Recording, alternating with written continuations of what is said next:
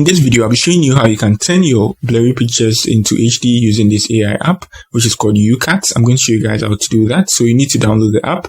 So after downloading the app, you just tap on the AI you see at the bottom here. You can see UCAT. Just download it. It's for free. And then you just tap on the AI enhance here. And now let's try and make a tutorial. So let's use this image. If you're not on the premium version, you'd have to watch an ad before you can use it. But then if you're on the premium version, you just go straight forward. But I'm not going to go on that. So let's watch an ad and do that. So our image is here. So you can see the image is being changed now. So you see at the bottom here, you see compare. So the original was here. You see the original is very blurry and the one that's been cleaned is here. So the HD, and for you to download this, you just tap on the save here and you're good to go.